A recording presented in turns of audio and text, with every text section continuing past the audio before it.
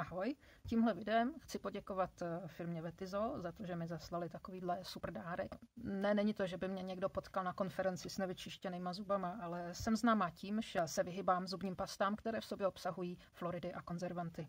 Takže jsem dostala úžasnou zubní pastu, jejichž složení je de facto bez konzervantů a jediný tady ten benzylalkohol, který je tu vypsán až někde ke konci seznamu, tak je vlastně přirozenou součástí těch esenciálních olejčků, co jsou v té zubní pastě použity.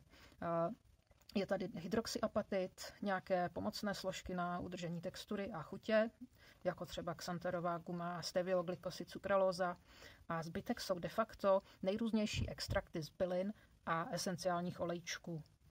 Takže vidím tady jenom tak namátkou třeba tymián, měsíček, heřmánek, mátu, šalvěj, citronovou trávu, extrakty z slupky citrusu, z oliv a celé řady dalších. Takže za mě krásná zubní pasta, de facto přírodní, na bázi esenciálních olejčků.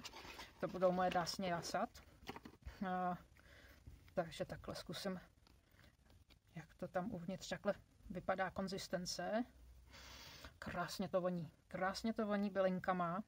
Vyloženě se těším, až si tím budu čistit zuby. Tak a ještě tu mám jednu takovou libůstku, ústní voda. A krásně zabalená a je na podobné bázi. Tak, jdeme na stranu kalíšek, na pipetku, na dávkování. To je vlastně koncentrát. To je vůně, zase se tu rozlinula vůně.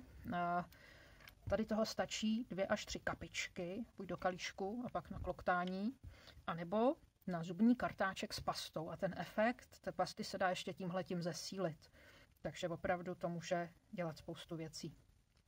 Když bychom koukli na složení, tak tady zase bude k najítí de facto v podstatě žádné konzervanty, jenom přírodní příměsi všech těch přírodních olejčků a olejčky. Takže za mě zase další skvělý produkt, který se těším, až si večer dám do pusy.